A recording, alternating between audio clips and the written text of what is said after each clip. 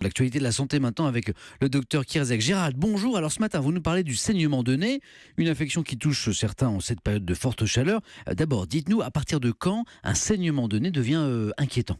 Bonjour, alors c'est vrai que c'est classique d'avoir un saignement de nez, surtout en ces périodes de chaleur, parce qu'il y a une petite tache vasculaire et les vaisseaux se dilatent et il suffit de gratouiller un peu dans le nez, les enfants font ça et ça se met à saigner. Par contre, il y a des circonstances plus inquiétantes, effectivement, notamment quand il n'y a pas de raison particulière de saigner ou quand ça survient dans un contexte particulier, par exemple de l'hypertension artérielle ou quand il y a un traitement anti-agrégant ou anticoagulant, parce qu'on imagine bien que chez une personne âgée, par exemple, avec ce type de traitement et une poussée hypertensive peut créer ce saignement de nez, et là le saignement de nez il est ce qu'on appelle symptomatique, il est symptomatique de la poussée hypertensive et avec les médicaments il va avoir du mal à s'arrêter.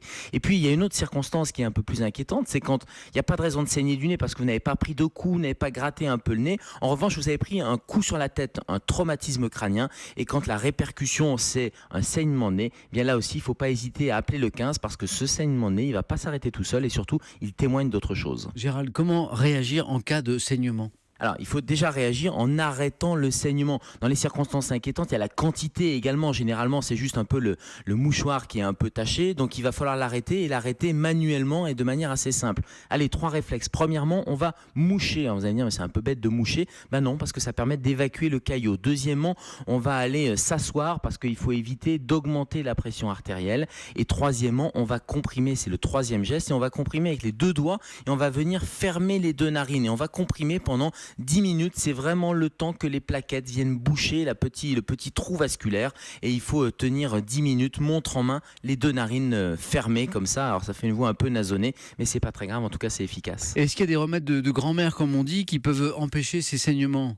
Il y a toujours des remèdes de grand-mère, parfois des bons et des mauvais, mais allez, le bon remède, elle disait souvent, il faut mettre une poche de glace sur le nez, sur l'arête du nez. C'est pas stupide du tout parce que la glace, ça va être vasoconstricteur, ça va fermer les vaisseaux. Donc effectivement, ça n'empêche pas de faire moucher, asseoir, comprimer, mais on peut mettre une poche de glace et ça va en plus refermer les vaisseaux. Par contre, il y a un conseil de grand-mère qui était pas bon, c'était de dire on met la tête en arrière. Non, il faut mettre la tête en avant parce que la tête en arrière, d'abord, on voit pas si ça continue de couler ou pas, et puis on a du mal un peu à déglutir le sang. Donc il vaut mieux mettre la tête en avant. Et dans les remèdes, c'est pas les remèdes de grand-mère, c'est les remèdes de pharmacien. Et là, ça marche mieux, c'est de mettre des mèches hémostatiques. Ça se trouve chez le pharmacien plutôt que du coton, parce que le coton c'est pas très efficace et puis surtout ça fait des petites fibres. Par contre, il y a des mèches qui sont adaptées qui peuvent permettre d'arrêter ce saignement. Mèche hémostatique, c'est bien noté. Merci docteur Kierzek. On vous retrouve demain dans Europe 1 Bonjour et puis tout à l'heure à 10h bien sûr dans Allo Europe 1 avec Thomas Touroud.